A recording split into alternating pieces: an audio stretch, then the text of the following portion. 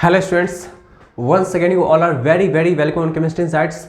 तो आज के इस वीडियो में लोग डिस्कस करेंगे बहुत ही इंपॉर्टेंट से टॉपिक के बारे में, दैट इज क्रिटिकल फिनोमेनन के बारे में। ठीक है ना, क्रिटिकल फिनोमेनन जिसमें हम लोग क्या करेंगे कि गैस को लिक्विफाई करेंगे। ठीक है ना, गैस को लिक्विफाई करेंगे अप्लाई करके आपका प्रेशर एंड टेम्परेचर। ठीक है ना, कुछ टेम्परेचर एंड कुछ प्रेशर अप्लाई करके एंड देन क्या करेंगे, यहाँ पे हम लोग गैस को लिक्विफाई करेंगे। तो यहाँ पे देखेंगे कि क्या कुछ आपका न्यू टर्म्स निकल करके आते हैं, ये किस तरीके से आपका क्या होता है, ये गैस लिक्विफाई होते हैं, इन सब के बारे में बिल्कुल अच्छी तरीके से स्टडी करेंगे। तो यहाँ पे कुछ क्रिटिकल फिनोमेनन लाइक आपका क्रिटिकल वॉल्यूम हो गया, क्रिटिकल टेम्परेचर हो गया, क्रिटिकल प्रेशर हो गया, इन सब के बारे में बिल्कुल अच्छी तरीके से डेरिवेशन करेंगे। ठीक है ना, और स्टडी करेंगे। ठीक है, तो चलिए वीडियो के अंत तक बने रहिएगा। आप लोग को अगर ये वीडियो पसंद आए तो प्लीज़ लाइक कर दीजिएगा। ठीक है ना, अपने दोस्तों में शेयर कर दीजिएगा, और आप हमारे चैनल में पहली बार अगर आए हैं तो प्लीज़ सब्सक्राइब कर लीजिएगा, ताकि आपको आने वाले वीडियोज़ के रेगुलरली अपडेट्स मिलते रहेंगे। ठीक है ना, तो चलिए स्टार्ट। इसमें क्या था आपका कि ये जो आपका लिक्विफेक्शन ऑफ गैसेज है ना, तो इसमें सबसे पहले एंड्रयू नाम के एक साइंटिस्ट है जो एक्सपेरिमेंट की। ठीक है ना,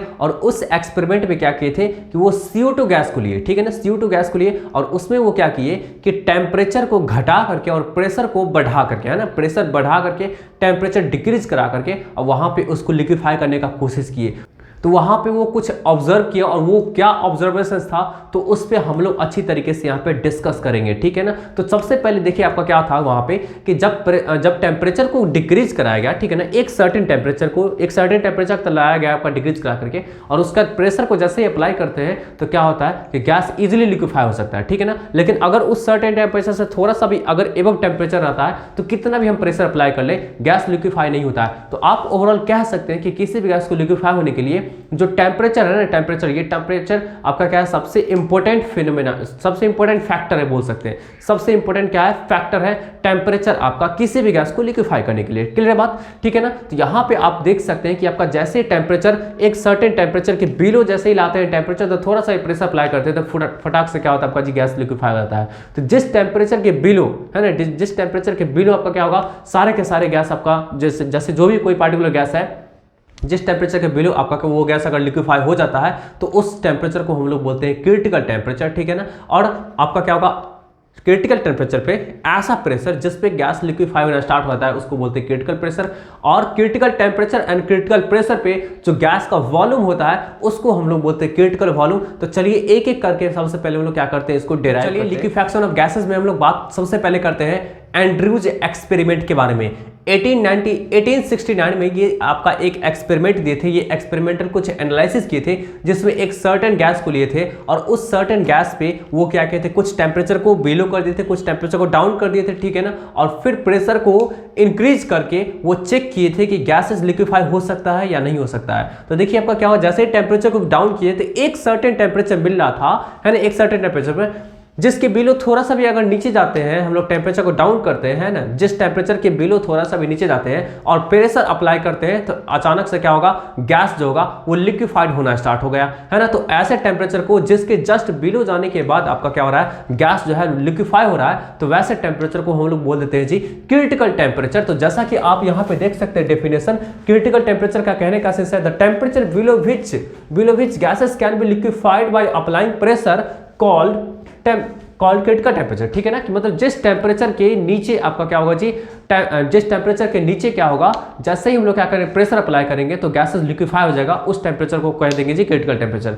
तो आप जस्ट लाइक समझिए क्रिटिकल टेम्परेचर एक बाउंड्री ऑफ टेम्परेचर है, अगर उसके ऊपर जाते हैं ना तो कितना भी प्रेशर आप अप्लाई कर लो गैस कभी भी लिक्विफाई नहीं होगा। लेकिन एक सर्टेन टेम्परेचर, जैसे मान लो कि CO2 के लिए मैं बात करता हूँ, 31.1 डिग्री सेंटीग्रेड होता है। अगर मेरा टेम्परेचर 35 डिग्री सेंटीग्रेड हो जाता है ना, एक बात मैं कह रहा हूं आपको, 35 डिग्री सेंटीग्रेड होता है तो कितना भी हम प्रेशर को अप्लाई कर लेंगे CO2 गैस कभी भी लिक्विफाइड नहीं हो सकता है। ठीक है ना, क्लियर बात। लेकिन 31.1 डिग्री सेंटीग्रेड से थोड़ा सा भी अगर नीचे आएंगे, जैसे मान लीजिए 30 डिग्री सेंटीग्रेड आते हैं, तो वहां पे प्रेशर अप्लाई करते ही गैस आपका लिक्विफाई हो जाएगा। अब जितना ज्यादा टेम्परेचर को नीचे करते जाएंगे और तो आपका क्या होगा जी, प्रेशर को कम भी अप्लाई करेंगे तो तुरंत लिक्विफाई हो जाएगा। तो वही आपका चीज आपका दिया हुआ है क्रिटिकल टेम्परेचर। तो आई होप क्रिटिकल टेम्परेचर आपको समझ में आ गया होगा। अब मैं नेक्स्ट बात करता हूं, देख सकते हैं आप, ठीक है ना। नेक्स्ट आपका है क्रिटिकल प्रेशर। तो देखिए क्रिटिकल टेम्परेचर पर, है ना, जब आपका टेम्परेचर रहेगा गैस का क्रिटिकल टेम्परेचर रहेगा, तो क्रिटिकल टेम्परेचर पे जितना minimum amount of pressure apply करते हैं, है ना, जितना मिनिमम अमाउंट ऑफ प्रेशर को अप्लाई करते हैं जिससे कि गैस लिक्विफाई हो जाए, तो वैसे प्रेशर को बोलेंगे क्रिटिकल प्रेशर।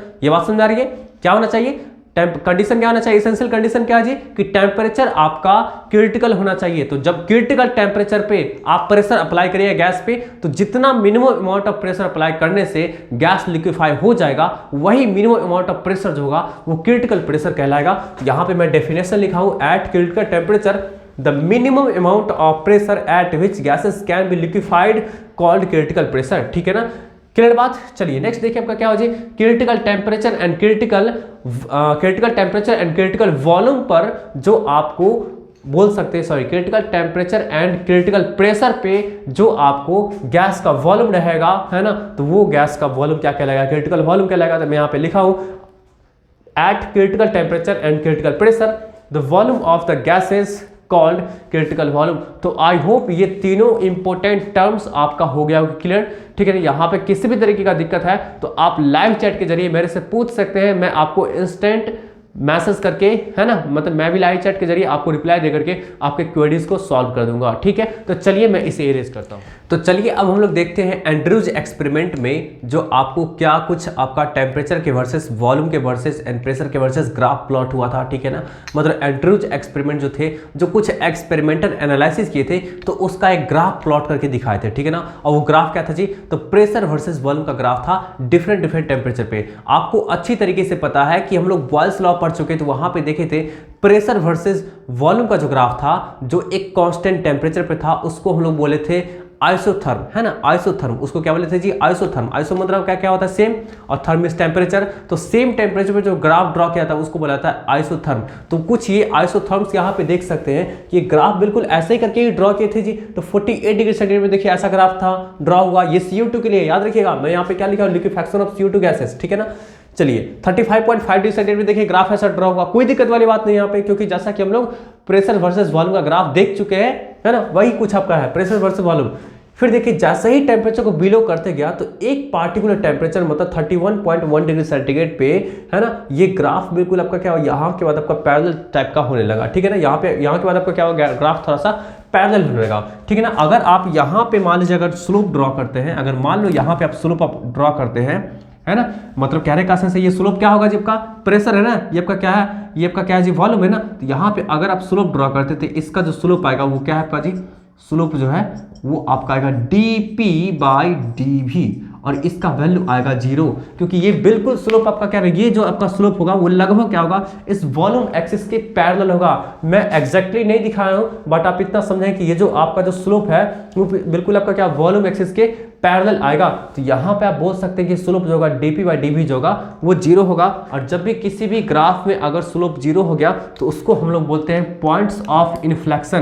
तो कहने का सेंस है ये जो P पॉइंट हो गया, ये जो P पॉइंट हो गया, ये जो P पॉइंट हो गया, इसको बोलते हैं पॉइंट्स ऑफ इन्फ्लेक्शन। ये मैथमेटिक्स का टर्म है, ठीक है ना, ये मैथमेटिक्स का टर्म याद रखिएगा, पॉइंट्स ऑफ इन्फ्लेक्शन। ठीक है ना, इस P पॉइंट को बोल देंगे हम लोग जी पॉइंट्स ऑफ इन्फ्लेक्शन। और यही आपका क्या हुआ, यही क्रिटिकल पॉइंट हो गया, है ना, यही आपका क्या है, क्रिटिकल पॉइंट है, ये आपका क्या है, क्रिटिकल पॉइंट है। अब इसके नीचे कोई भी टेम्परेचर हम लोग अगर ले लेते हैं, जैसे 31.1 डिग्री सेंटीग्रेड है, इसके नीचे कोई भी टेम्परेचर लेते हैं तो ग्राफ बिल्कुल कुछ इस तरह से होगा। देख लीजिए बिल्कुल आपका क्या होगा, यहाँ पे फ्लैट लाइन होगा। देखिए ये जो आपको डॉटेड पाराबोला जो ड्रॉ किया गया है, डॉटेड पाराबोला, तो देखिए कोई भी अगर टेम्परेचर लेंगे, जैसे मान लीजिए आपका क्या करते हैं कि 25 डिग्री सेंटीग्रेड लेते हैं, तो उसका ग्राफ आपका बिल्कुल ऐसे करके पास करेगा, है ना, ये बिल्कुल सीधा हो जाएगा, और इधर आपका क्या होगा, बिल्कुल इस तरह से हो जाएगा। अब यहाँ पे देखिएगा ये जो आपका डॉटेड पाराबोला है, तो इस P पॉइंट से, है ना, मतलब डॉटेड पाराबोला के जो इस साइड में जो भी आपको दिख रहा होगा वो बिल्कुल स्ट्रेट लाइन में दिख रहा है। मतलब ये सब जो है ना, ये जो भी ग्राफ है ना, ये आपका किसका ग्राफ है जी, तो ये है लिक्विड का ग्राफ। कहने का सेंस है ये क्या है, गैस जो होगा वो लिक्विड स्टेट में कन्वर्ट हो चुका होगा, है ना, वो गैस आपका क्या, लिक्विड स्टेट में। और इधर जो आपको होगा, इधर ये जो डॉटेड पाराबोला के जो इस साइड में, ये बिल्कुल आपका क्या होगा, प्योर गैस होगा, है ना, ये आपका क्या होगा, प्योर गैस होगा, ये प्योर गैस होगा। ठीक है ना, और बीच में जो आपको होगा, जो स्ट्रेट लाइन दिखाया गया, ये आपका क्या होगा जी, coexistence of gas and liquid होगा। मतलब ये जो आपका फ्लैट पार्ट है वो क्या बता रहा है आपका जी, को existence of gas and liquid. तो आप सभी स्टूडेंट्स इसका स्क्रीनशॉट ले लीजिएगा। उससे पहले मैं ये इन बातों को मैं लिख देता हूं, ठीक है ना। ये पी पॉइंट तो आप देख चुके हैं कि पी पॉइंट आपका क्या है जी, तो पी पॉइंट क्या है, पी जो है उसको हम लोग बोलेंगे क्रिटिकल पॉइंट। क्रिटिकल पॉइंट ये जो आपको जो देख रहे हैं 31.1 डिग्री सेंटीग्रेड है, ये आपका क्या है, सीटी है, क्रिटिकल टेम्परेचर है। क्लियर बात, ठीक है ना। सीटी मतलब क्या, क्रिटिकल टेम्परेचर, या इसको मैं लिख देता हूं टीसी, ठीक है ना। टीसी जैसा कि हम लोग रिप्रेजेंटेशन कर रखे थे टीसी, ठीक है ना, ये था प्रेशर का। चलिए ये टीसी हो गया आपका। क्लियर बात। नेक्स्ट देखिए आपका क्या होगा जी, नेक्स्ट देखिए आपका क्या होगा, left part of the dotted parabola represents liquid states, है ना। लेफ्ट पार्ट जो है आपका डॉटेड पैराबोला का जो लेफ्ट पार्ट है वो क्या बता रहा है आपका जी, लिक्विड स्टेट को बता रहा है। नेक्स्ट देखिए आपका क्या होगा जी, इस डॉटेड पैराबोला का जो राइट पार्ट है वो गैस स्टेट को बता रहा है ना। तो राइट बोल सकते हैं, right part of dotted parabola gives gaseous state, ठीक है ना।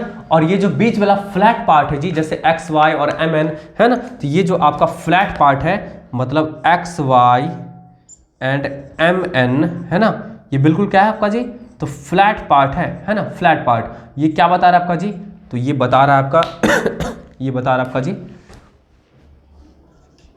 both liquid and gas are in equilibrium,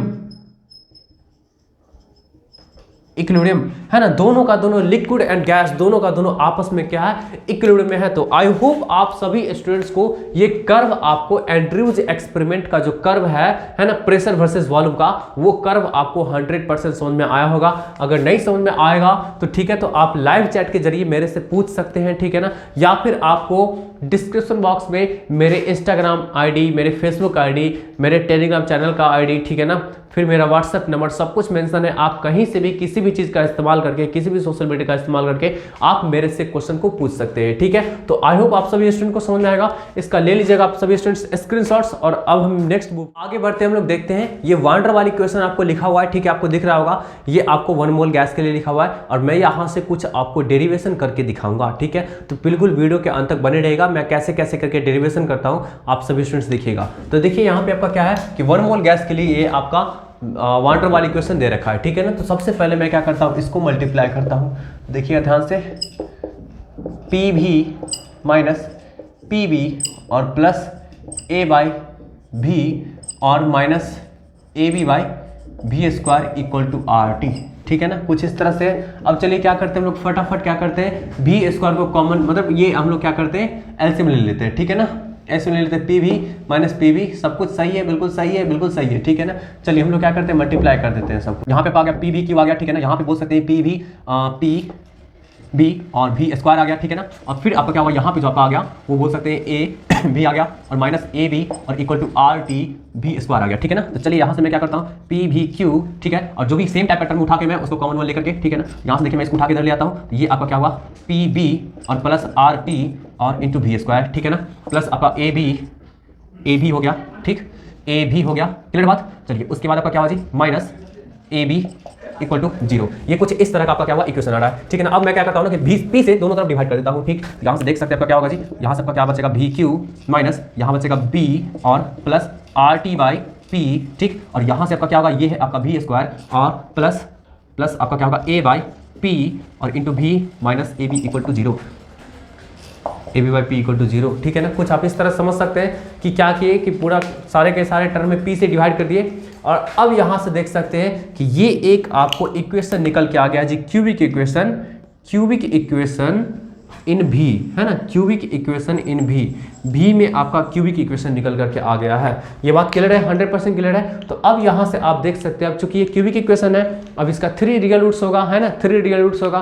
clear बात। तो यहाँ से आप देखिए आपका क्या होगा जी, अब 3 रियल रूट्स भी हो सकता है, नहीं तो आपका इमेजिनरी रूट भी हो सकता है, 2 इमेजिनरी और 1 रियल होगा। तो कम से कम तो इस बात का तो गारंटी है कि आपका क्या होगा, 1 रियल रूट्स तो जरूर होगा, ठीक है ना। अगर 2 इमेजिनरी होगा तो 1 रियल रूट्स होगा ही। मतलब जैसा कि आप सभी स्टूडेंट्स क्वाड्रेटिक इक्वेशन पढ़े हुए क्लास 11th में, तो वहां से आप जानते होंगे कि कोई भी इक्वेशन होगा, कोई पॉलिनोमियल इक्वेशन होगा, अगर 3 डिग्री का है, अगर 3 डिग्री का पॉलिनोमियल इक्वेशन है, तो वहां पे या तो तीनों का तीनों रूट्स आपका क्या होगा, रियल रूट्स होगा, और नहीं तो 2 रियल रूट्स होगा, सॉरी दो आपका क्या होगा, इमेजिनरी रूट्स होगा, और 1 रियल रूट्स होगा, ठीक है, याद रखिएगा। और आपका क्या होता है, जब भी आपका क्या होता है, जब भी इमेजिनरी रूट्स होता है, वो आपका अगर करता है कंजुगेट पेयर में, इवन नंबर ऑफ रूट्स आपका क्या होता है, इमेजिनरी होता है, तो याद रखिएगा, ठीक है ना। तो यहां से आपका क्या होगा जी, इसके पास बोल सकते हैं either it has 3 real roots or 2 imaginary and 1 real roots. या तो इसके पास क्या होता है आपका जी, 3 रियल रूट्स हो सकता है ना, नहीं तो आपका 2 इमेजिनरी और आपका क्या होगा, 1 रियल रूट्स होगा। जो भी हो, ये है तो आपका क्यूबिक इक्वेशन, तो आ तो रहा है 3 रूट्स। अब आ रहा है 3 रूट्स, तो इसका ग्राफ जो होगा आपको थोड़ा सा मॉडिफिकेशन करना पड़ जाएगा। कहाँ करना पड़ जाएगा, तो एंड्रयूज एक्सपेरिमेंट का जो ग्राफ था, तो वहां पे जो आप देखे थे, ये कुछ इस तरह का जो था, दिखाता हूं मैं आपको जस्ट, ठीक है ना। ये है आपका P वर्सेस V, तो आपके ग्राफ में कुछ मॉडिफिकेशन मुझे करना पड़ सकता है एंड्रयू साहब, आपके ग्राफ में कुछ मॉडिफिकेशन मुझे करना पड़ सकता है। ये आपका P पॉइंट है। अब इससे ऊपर जो ग्राफ था, तो इसमें कोई चेंजिंग करने की मुझे जरूरत नहीं है। इससे ऊपर जो ग्राफ था, इसमें कोई चेंजिंग करने की जरूरत नहीं है। यहाँ भी मुझे कोई चेंजिंग करने की जरूरत नहीं है, ठीक है ना। बस चेंजिंग मुझे करने की जरूरत कहाँ पड़ेगी, तो जरा देखिएगा आप, है ना, जरा देखिएगा। ये देखिए कुछ इस तरह से था ना, कुछ इस तरह से था। अब देखिए ये है आपका जो क्रिटिकल पॉइंट है ना, ये क्रिटिकल पॉइंट है। और मैं बात करूंगा अब नीचे वाले पॉइंट की, तो ठीक है, यहाँ पे देख सकते कि इसका क्या होगा आपका जी, यहाँ पे क्या होगा, यहाँ पे क्या होगा आपका, कुछ इस तरह से ग्राफ मुझे लेना पड़ सकता है, ठीक है ना। यहाँ पे क्या होगा, ये कुछ इस तरह से क्या होगा ग्राफ मुझे, देखिए ये डॉटेड पार्ट है जैसा कि पहले था, और अब मुझे इसमें मॉडिफिकेशन करना पड़ रहा है। ये मुझे कुछ इस तरह से ग्राफ लेना पड़ सकता है, ठीक है ना। अच्छा, क्यों लेना पड़ेगा जी, क्योंकि ये जो ग्राफ है ना, ये आपका 1 2 3 टाइम्स कट कर रहा है ना, 3 टाइम्स कट कर रहा है ना उस एक्सिस को, है ना। इस एक्सिस को 3 टाइम्स कट कर रहा है, इस एक्सिस को 3 टाइम्स कट कर रहा है, और ये 3 टाइम्स कट करने वाला बात जो है ना, यही तो बता रहा है कि इसके पास 3 रियल रूट्स होगा। जैसा कि आप सभी स्टूडेंट जानते होंगे, ठीक है ना, कहाँ से क्वाड्रेटिक इक्वेशन पढ़े होंगे आप टॉपिक, या तो आप 11th में पढ़े होंगे ना, तो 10th में पढ़े होंगे कि अगर कोई ग्राफ किसी एक्सिस को जितना टाइम्स कट करेगा उतना रूट्स होगा। तो मैं इस एक्सिस को 3 बार कट करा के ये प्रूव कर दिया हूं कि इसके पास 3 रूट्स होगा, 3 आपका क्या होगा, रूट्स होगा, ठीक है ना। क्लियर बात, यहाँ पे आप समझ सकते हैं इस बातों को, ठीक है। तो मैं आपको क्या कर दिया, फ्लैट पार्ट को कन्वर्ट कर दिया आपका जी, किसमें, आपका इस तरह के वेव टाइप के पार्ट में, ठीक है। तो ये आपका क्या है, मॉडिफाइड ग्राफ है ना, ये आपका क्या है, मॉडिफाइड ग्राफ है, ठीक है ना। याद रखिएगा इस चीज को, ठीक है ना, याद रखिएगा। क्यों किया ऐसा, क्योंकि ये आपका क्यूबिक इक्वेशन निकल के आया। चलिए अब हम लोग क्या करते हैं ना कि एट P पॉइंट पे देखिए, तो P पॉइंट पे क्या होगा, P पॉइंट पे वॉल्यूम आपका क्या होगा, वॉल्यूम क्या होगा जी आपका किसी भी गैस का, क्रिटिकल वॉल्यूम। टेम्परेचर क्या होगा, क्रिटिकल टेम्परेचर। प्रेशर क्या होगा, क्रिटिकल प्रेशर, क्योंकि ये है ही आपका क्रिटिकल पॉइंट। क्लियर बात। यहां से देखिए आपका क्या होगा जी, एट पॉइंट P, ठीक है ना। तो वॉल्यूम क्या होगा जी, तो Vc के बराबर होगा, Vc मतलब क्रिटिकल वॉल्यूम, है ना। टेम्परेचर क्या होगा, तो Tc के बराबर होगा, है ना। फिर आपका देखिए प्रेशर क्या होगा, तो आपका क्या होगा, Pc के बराबर होगा। आप कुछ इस तरह से बोल सकते हैं, है ना, कि वॉल्यूम आपका क्या होगा, Vc के बराबर होगा, टेम्परेचर क्या होगा, Tc के बराबर, और आपका प्रेशर क्या होगा, Pc के बराबर होगा। ये बात अच्छी तरीके से समझ सकते हैं। इसको जरा मैं इधर लिख देता हूँ और मैं कुछ इक्वेशन आपको लिख के दिखाता हूँ, ठीक है ना। चलिए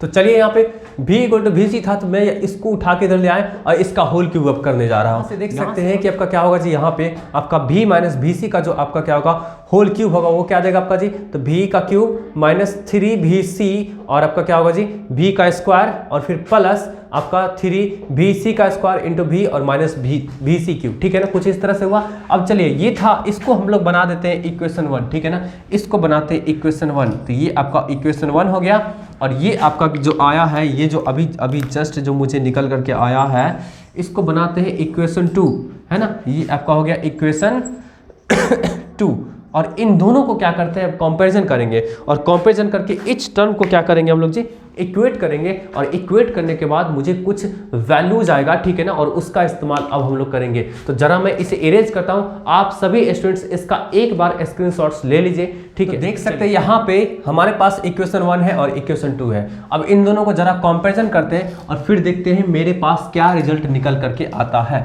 ठीक है ना, तो जरा देखिएगा, ये फर्स्ट टर्म है और यहाँ पे फर्स्ट टर्म है, तो इसको तो कंपैरिजन करेंगे, कोई जरूरत नहीं, दोनों तो सेम है। अब देखिए यहाँ पे v स्क्वायर और यहाँ पे v स्क्वायर, तो यहाँ पे v स्क्वायर का कोफिशिएंट क्या है जी आपका, तो minus b plus RT by p, है ना। ठीक है ना, RT बाई p और फिर आपका क्या होगा जी, इक्वल टू क्या है, माइनस 3VC। अच्छा, हम बात कर रहे हैं यहाँ पे जी क्रिटिकल पॉइंट की बात कर रहे हैं, तो जितना भी जितना भी p होगा उसको कन्वर्ट मुझे करना पड़ जाएगा किस में जी, पीसी में, और जितना भी टी होगा उसको मुझे कन्वर्ट करना पड़ जाएगा किस में, टीसी में, क्योंकि आपका क्या था, प्रेशर और वॉल्यूम और ये टेम्परेचर सबका सब क्रिटिकल हो चुका था, इसलिए मैं इसको कर दिया जब का पीसी में, इसको टीसी में। क्लियर है बात। तो यहाँ से देख सकते हैं ये दोनों इक्वल, ये माइनस माइनस को मैं उड़ा देता हूँ, तो यहाँ पे क्या बचेगा आपका जी, B plus RTC by PC equal to क्या होगा, 3VC। चलिए ये हमारा एक आपका क्या हुआ, थर्ड नंबर इक्वेशन निकल करके आ गया। ठीक है ना, चलिए अब हम आगे बढ़ते हैं, इसके कोएफिशिएंट को इक्वेट करते हैं, v वाले कोएफिशिएंट को इक्वेट करते हैं।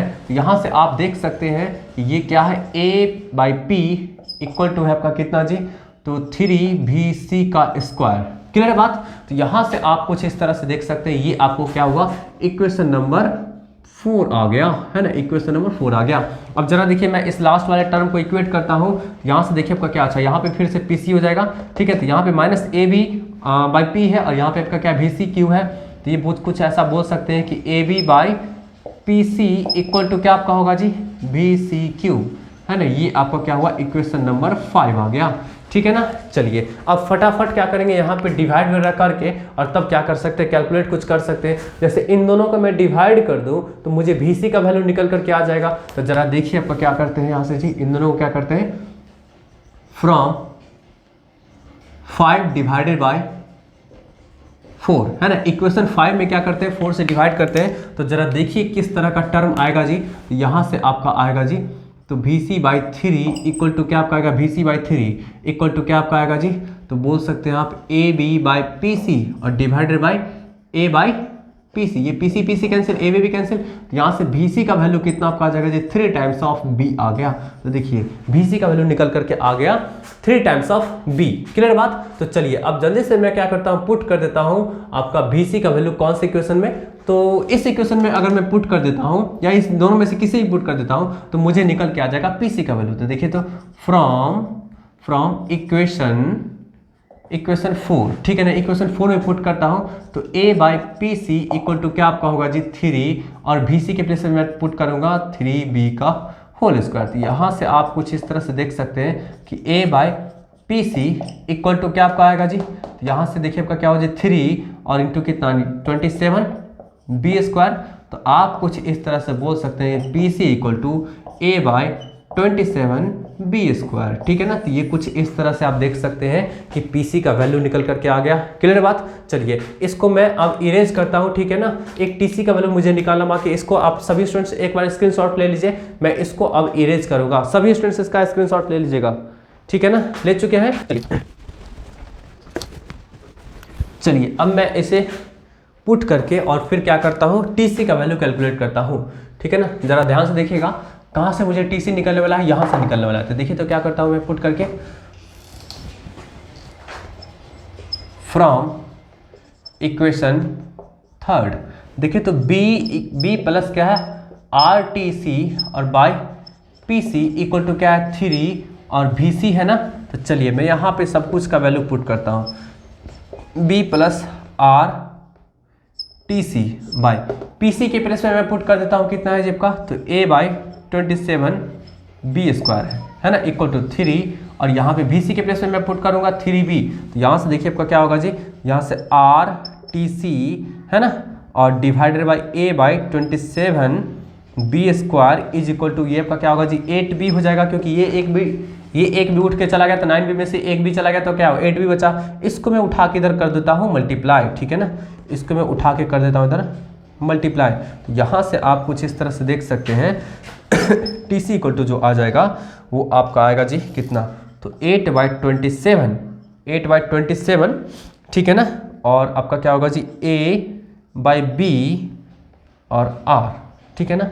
ये कुछ इस तरह का TC का टर्म निकल करके आ गया आपका जी कि 8/27 आपका क्या होगा A by B into R, यही आपका क्या हुआ TC निकल के आ गया। तो ये ध्यान रखिएगा, TC का वैल्यू, PC का वैल्यू और VB का वैल्यू, ये तीनों को ध्यान में रखिएगा, ठीक है ना। और अब मैं क्या करने वाला हूँ, अब मैं मल्टीप्लाई करके कुछ इक्वेशंस निकालता हूँ, ठीक है ना, कि किस तरह के इक्वेशंस मुझे निकल करके आते हैं। मतलब कहने का सेंस है कि क्रिटिकल कंडीशन पे है ना, क्रिटिकल कंडीशन पे, critical volume, critical pressure, critical temperature पे आपको ये PC और VC का प्रोडक्ट क्या आता है, मतलब ये आइडियल गैस इक्वेशन जो होता है वो किस तरह से बिहेव करता है, अब हम जरा उसको देखेंगे। तो चलिए मैं मल्टीप्लाई करता हूँ, आपको यहाँ पे देख सकते हैं PC और VC को, ठीक है। तो चलिए PC और into VC equal to PC का वैल्यू कितना दे रखा आपका जी, तो A बाई 27 B स्क्वायर और इंटू क्या है 3B, ठीक है ना।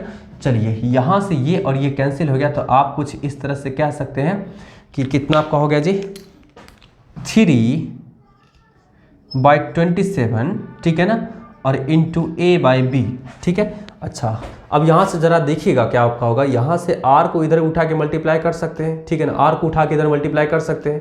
तो यहाँ से आप देख सकते हैं मुझे एक्चुअली निकालना है आपका A बाई B का, तो A बाई B के प्लेस में मैं पुट करूँगा, तो क्या मैं पुट करूँगा 3/27 और इंटू A बाई B के प्लेस में मैं पुट करूँगा तो क्या आपका आएगा जी, तो A बाई B को तो क्या होगा RTC और 27/8, तो 27/8, तो यहाँ से ये कैंसिल निकल हो गया आपका। तो यहाँ से बोल सकते हैं PC VC इक्वल टू कितना आपका आ गया जी, तो यहाँ पे आप फाइनली बोल सकते हैं PC